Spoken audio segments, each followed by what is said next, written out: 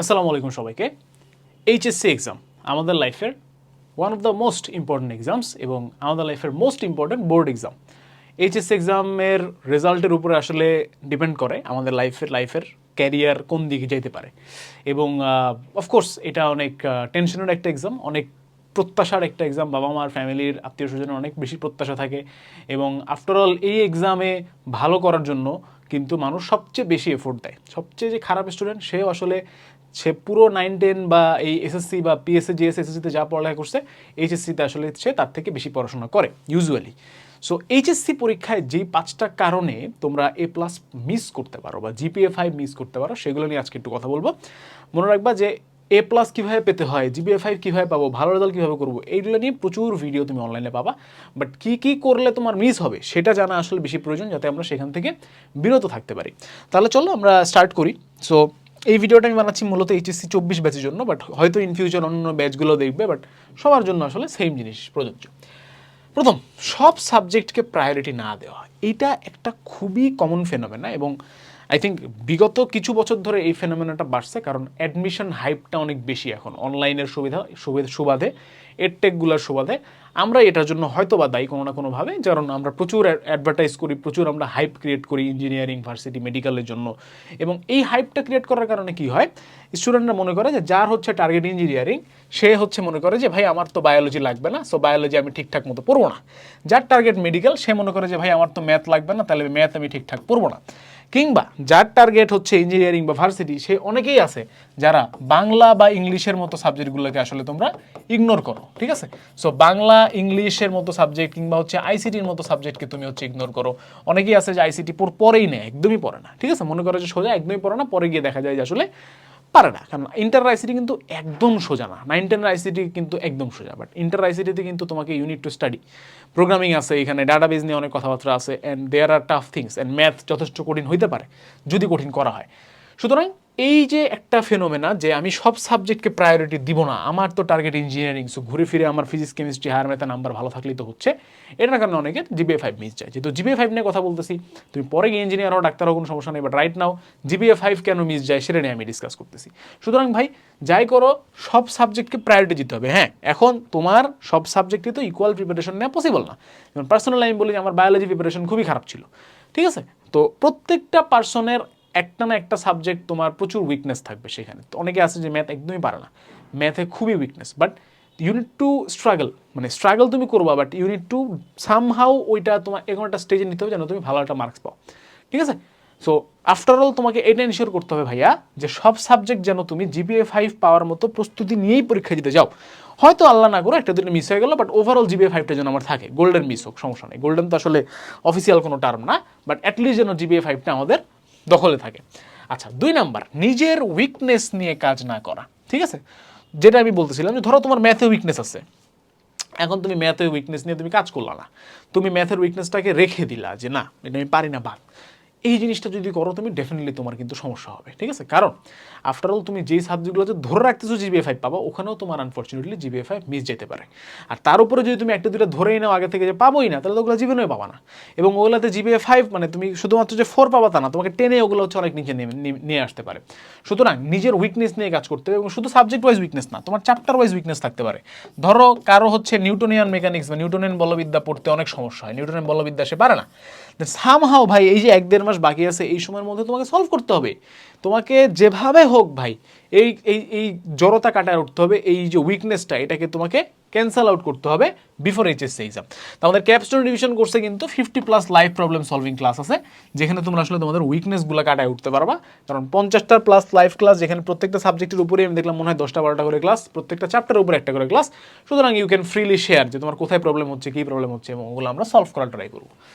আচ্ছা, 3, enough question solve না করা, ঠিক আছে? অনেকের একটা প্রবণতা আছে যে ভাই আমি বই পড়ি, ঠিক আছে, আমি বই অনেক ভালো মতো পড়ছি, আমি বইয়ের কোয়েশ্চেন সলভ করছি, বা বই আমি খুব ভালো মতো পারি, বই রিডিং দিছি, দাগায় দাগায় পড়ছি, কোনো সমস্যা নাই।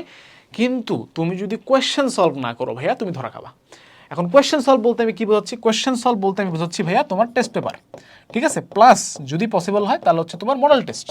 তুমি মডেল টেস্ট দাও, তুমি টেস্ট পেপার সলভ করো, তুমি কোয়েশ্চেন সলভ করো। কারণ তুমি একটা চ্যাপ্টার পড়ছো, খুব ভালো কথা, তুমি ভেক্টর একদম বুঝে বুঝে 14 ঘন্টার ক্লাস করে একদম তুমি মাখনের মতো পড়েছো, কিন্তু তারপরও তোমাকে যখন আমি একটা কোয়েশ্চেন করবো, তোমাকে আটকানোর টার্গেট থাকে আমার, তোমাকে আমি আটকাতে পারবোই পারবো যত তুমি পড়ো। ইভেন আমি ধরো আমি ম্যাথ ক্লাস নিই, হ্যাঁ, আমাকে তো ধরো ম্যাট্রিক্স এইটা আমি জীবনে মনে করো যে বহুবার পড়াইছি, শতবার পড়াইছি, নিজে পড়ছি, পড়াইছি, কোয়েশ্চেন করছি, পরীক্ষা নিয়েছি, সব কিছু করছি। এরপরও তুমি যদি চাও আমাকে আটকাবো, তুমি আমাকে কোয়েশ্চেন করে ম্যাট্রিক্স থেকে আটকাতে পারো।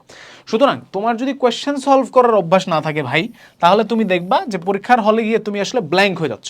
তুমি সব কিছু পড়ে আসছো, বই দাগে আসছো, সব কিছু ঠিক আছে, বাট তুমি ব্ল্যাঙ্ক হয়ে যাওয়ার সম্ভাবনা আছে। অ্যান্ড স্পেশালি এটা প্রযোজ্য হচ্ছে ফর এমসিকিউ। কারণ এমসিকিউ যত তুমি দাগাবা তত তোমার দাগানোর অভ্যাস হবে, যত তুমি বেশি বেশি প্র্যাকটিস করবা তত তোমার এই জিনিসটা ইজিয়ার হবে, এবং তাহলেই তুমি অ্যাকচুয়ালি পরীক্ষায় ভালো নাম্বার পাবা, ঠিক আছে, আদারওয়াইজ কিন্তু পাবা না। সুতরাং এই এমসিকিউ নিয়েও এবং সিকিউ বোথ কোশ্চেন সলভ নিয়ে আমাদের কিন্তু 8 set CQ exam, 50 set MCQ exam আছে আমাদের ক্যাপস্টোন রিভিশন কোর্সে, যেটা দিয়ে তুমি তোমার কোয়েশ্চেন সলভিং অ্যাবিলিটিকে আরও বাড়ায় নিতে পারবা।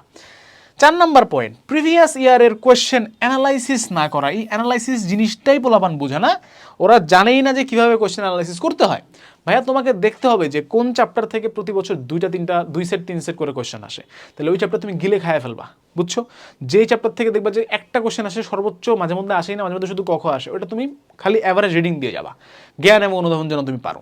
যেই চ্যাপ্টার দেখবা যে আসেই না, ওটা তুমি ধরবাই না, এখন শেষ, বাদ ওইটা, ঠিক আছে? সুতরাং you need to be very very smart, কারণ খেলাটা এখন স্মার্টের। তুমি যদি স্মার্ট না হও, তুমি যদি গদবাধানিভাবে পড়ো, you cannot do better ভাই। এখন দুনিয়া অনেক আগায় গেছে, আচ্ছা এদিকে সব মুছে গেছে, আচ্ছা হয়ে গেছে। সো প্রিভিয়াস ইয়ারের কোয়েশ্চেন অ্যানালাইজ করতে হবে ভাই, এবং তোমাকে এই জিনিসটা অনেক বেশি হেল্প করবে যে তুমি পরীক্ষার হলে গিয়ে তাহলে তুমি বুঝতে পারো, দেখবা যে যা তুমি প্রেডিক্ট করছো যে আসবে তাই আসছে। এবং তোমাকে এই জিনিসটা হেল্প করার জন্য আমাদের কিউএনএ এইচএসসি সাজেশন নামে একটা বই আছে, যেটা বাংলাদেশের one of the most selling books. So এই বইটা কিন্তু এইচএসসি সাজেশন, যেটা এই বইটা কিন্তু তুমি পেয়ে যাবা যদি তুমি ক্যাপস্টোন রিভিশন কোর্সে ভর্তি হও। আর এই বইটা কিন্তু যখন আমরা লিখেছি তখন আমরা কি করেছি বলতো, এই কাজটাই করছি, প্রিভিয়াস ইয়ার কোশ্চেন অ্যানালাইসিস করছি। বাট তারপরও তুমি নিজে যদি প্রিভিয়াস ইয়ার কোশ্চেন অ্যানালাইসিস করো, দ্যাট ইজ মাচ বেটার এবং মোস্ট মানে বেস্ট থিং, ঠিক আছে? আচ্ছা, লাস্ট এই পয়েন্টটা না মানুষজন আসলে তোমাকে বলবে না, পড়ালেখা নিয়ে অনেক কথা হয়েছে ভাই, পড়ালেখা নিয়ে কথা বলতে বলতে we are tired enough. Over thinking এবং প্যানিকের কারণে যে একটা ভালো স্টুডেন্টের পরীক্ষায় জিপিএ 5 ছুটতে পারে, এই জিনিসটা আমার মনে হয়েছে যে এখানে বলাটা আমার জন্য ফরজ, ঠিক আছে? এইটা আমাকে অবশ্যই বলতে হবে যে তোমরা যারা অ্যাভারেজ লেভেলের স্টুডেন্ট আসো বা ভালো স্টুডেন্ট আসো, নিজেরা জানো তুমি কে অ্যাভারেজ কে ভালো। তোমার জিপিএ 5 পাওয়ার সম্ভাবনা আছে অবশ্যই, এবং তুমি পাওয়া ইনশাল্লাহ, বাট ওভার থিঙ্কিং এবং প্যানিক ক্যান কিল ইট, ঠিক আছে? It can destroy your confidence, it can destroy your marks. তোমার এক্সাম খারাপ হবে, তুমি ভালো রেজাল্ট পাবা না, সেখান থেকে ডিপ্রেশনে যাবা, সেই ডিপ্রেশনের কারণে তোমার অ্যাডমিশন পরীক্ষা খারাপ হবে, it can destroy your life in fact. So always মনে রাখবা যে তুমি যা পারো, এটা আমি বহু ভিডিওতে বলছি, তুমি যা পারো তাই যদি তুমি পরীক্ষার হলে লিখে আসতে পারো, তুমি অনেক ভালো মার্কস পাবা, অনেক ভালো মার্কস পাবা। মানুষ যা পারে তার 50%ও পরীক্ষার হলে ইমপ্লিমেন্ট করতে পারে না, মানুষ যা পারে তার 50%ও পরীক্ষার হলে ইমপ্লিমেন্ট করতে পারে না। তুমি যা পারো তার সবটুকু ইমপ্লিমেন্ট করার ট্রাই করতে হবে। তুমি পারবা না সবটুকু ইমপ্লিমেন্ট করতে, but still that will be a lot. 80% যদি পারো, 60%, 70% যদি পারো, that will be a lot. So এইটা তো আসলে বাকি সব কাজ তুমি নিজের কন্ট্রোলে আছে, বাট তুমি আসলে চেষ্টা করলেও তোমার ওভার থিঙ্কিং আর প্যানিককে একদিনের মধ্যে কন্ট্রোল করে ফেলতে পারবো না, জানা? আজকে থেকে আমি টেনশন ফ্রি, আজকে আমি কোনো ওভার থিঙ্কিং করবো না। You cannot decide it like this, আমি জানি। এবং আমিও মাঝে মধ্যে এই ধরনের প্যানিকে থাকি, আমার পার্সোনাল লাইফ, আমার ইউনিভার্সিটির পরীক্ষা সব কিছু মিলে কাজের প্রেশার, আমি নিজেও প্যানিকের মধ্যে, ওভার থিঙ্কিংয়ের মধ্যে পড়ে যাই। এখন এটা থেকে বাঁচার কী উপায় আছে দেখো, আমি তোমার কয়েকটা ওয়ে বলি। It might work, it might not work, but এইগুলো বেটার, ঠিক আছে? ফার্স্ট অফ অল যেটা করবা ভাই, সেটা হচ্ছে প্রেয়ার, ঠিক আছে? মুসলিম যারা আসো 5 ওয়াক্ত নামাজ পড়া স্টার্ট করো, ঠিক আছে? 5 ওয়াক্ত নামাজ ক্যান চেঞ্জ ইউর লাইফ। তোমার জীবনের দেখবা যে যাবতীয় সমস্যা কীভাবে যেন সলভ হয়ে যাচ্ছে। এটা আধ্যাত্মিক কোনো ইস্যু না। নামাজ পড়লে তুমি অজু করতেছো, অজু করে নামাজ পড়লে ওই টাইমটা তুমি একদম রিল্যাক্সড মোডে থাকতেছো। মানুষ ইয়োগা করে না, টাইম ধরে আলাদা। নামাজ is the best form of self exercise, মানে এটা একদম মানে সায়েন্টিফিক একটা কথা। সো তুমি নামাজ পড়ো। অন্যান্য ধর্মে যারা আসো তোমরাও তোমাদের প্রেয়ারগুলো করো। প্রত্যেক ধর্মের নিজস্ব প্রেয়ার থাকে, নিজস্ব প্রেয়ারের টাইম থাকে, টাইম ধরে প্রেয়ারটা করো, সিরিয়াসলি করো। এবং ফিল করো ব্যাপারটাকে, ঠিক আছে? এখন এখানে যদি কেউ নাস্তিক থেকে থাকো তাহলে এটা ইটস ইয়োর ইস্যু, এটা আমার ইস্যু না। তুমি কীভাবে প্যানিক কমাবো, ওভারথিঙ্কিং কমাবো, ইটস ইয়োর জব। আচ্ছা, তো নামাজ বা প্রেয়ার ইটস আ মাস্ট, ঠিক আছে? আচ্ছা, সেকেন্ড থিং যেটা তুমি করতে পারো ভাইয়া, সেটা হচ্ছে গো ফর ওয়াক। একটু হাঁটাচলা করো, একটু মানে হেঁটে আসো, বা পারলে যদি বন্ধুবান্ধব থাকে একটু ক্রিকেট খেলো, ফুটবল খেলো, সাইকেল চালাও, সুইমিং করো, যা পারো। এটা কেন বলতেছি, কারণ এইচএসসির আগে দিয়ে আমাদের মা বাবারা একটা কাজ করে, সেটা হচ্ছে আমাদেরকে বাসায় আটকায় ফেলে, ঠিক আছে? হয়তো মডেল টেস্ট দেয়, বাট মডেল টেস্ট শেষ হয়ে যায় তো 30 দিন আগে মোটামুটি, তখন হচ্ছে কি একদম বাসায় আটকায় ফেলে, ঠিক আছে? ইট ডিস্ট্রয়েজ ইউ মেন্টালি। তুমি সারাদিন ধরে যদি পড়ো এবং পড়ার কথা চিন্তা করো, তোমার পড়া আসলে হবে না, ঠিক আছে? পড়াটার জন্য তোমার unit refreshed mind. So try করো, দরকার হলে আন্টি বা আঙ্কেলকে আমার ভিডিও দেখাও, যে দেখো বলছে যে হাইটে আসতে পারে, তার মানে এই না যে হাঁটবো আর খেলবো, খেলতে খেলতে 4-5 ঘন্টা পার করে দেবো না। ম্যাক্সিমাম 30 মিনিটস, একদিনে ম্যাক্সিমাম 30 মিনিটস, 30 মিনিট বা 1 ঘন্টা খুব বেশি হলে হতে পারে। তুমি একটু রিল্যাক্স করবা, মানে তুমি খেলাধুলা করবা, তুমি সাইকেল চালাবা, হাঁটবা। এখন তুমি বাইরে গিয়ে খারাপ কাজ করবা, এটা কিন্তু আমি বলিনি, ঠিক আছে? So don't take me wrong. তুমি 30 মিনিট একটু হাঁটো বা একটু বাইরে যাও, একটু রিল্যাক্সড হও। যারা ঢাকা শহরে থাকো বা শহরে থাকো, তাদের বিল্ডিং, বাইরে যাওয়ার জায়গা নেই, ছাদে যাও, ঠিক আছে? বা অ্যাটলিস্ট ছাদে যদি বন্ধ থাকে, বারান্দায় যে দাঁড়াবো, বসে থাকো, ঠিক আছে? বারান্দায় বসে থাকো, একটু বই ঠই নাড়ো, একটু গান শোনো, whatever makes you calm, ঠিক আছে? Whatever makes you calm, একটু সেটা করার ট্রাই করো, গো ফর ওয়াক। আচ্ছা, আরেকটা জিনিস হচ্ছে গিয়ে কী করবা, লাস্ট জিনিসটা যেটা হচ্ছে টক উইথ সিনিয়র্স। তুমি তোমার আশেপাশের যত মনে করো যে সিনিয়র মানুষ আছে, মানে সিনিয়র বলতে অনেক সিনিয়র বলতেছি না, যারা হচ্ছে এখন ইউনিভার্সিটি লেভেলে পড়তেছে বা পড়তেছে, তাদের সাথে কথাবার্তা বলো, তারা এইচএসসি টাইমে কী করছিল বা তাদের এইচএসসি টাইমে কী কী এক্সপিরিয়েন্স আছে। তো সেখান থেকে তুমি শিখতেও পারবা, যেমন তেমন তুমি একটা কনফিডেন্সও পাবা, ঠিক আছে? বেটার টু টক উইথ সামন যে ভালো রেজাল্ট করছে। এখন তার মানে এই না যে খারাপ রেজাল্ট যে করছে সে আসলে তোমাকে ভালো মোটিভেশন দিতে পারবে না। যে খারাপ রেজাল্ট করছে সে জানে যে সে কেন খারাপ রেজাল্ট করছে, তার কাছ থেকে অনেক কিছু শেখার আছে। সো এই কাজগুলো করলে তোমার ওভার থিঙ্কিং এবং প্যানিক হয়তো একটু কমতে পারে। এবং আরেকটা জিনিস মেনটেন করা ট্রাই করবা, সেটা হচ্ছে early to bed and early to rise. তুমি চেষ্টা করবা 10টা থেকে 11টার মধ্যে ঘুমায় যাওয়ার, ঠিক আছে? এবং 2-3 দিন একটু কষ্ট হবে, but you can adjust it.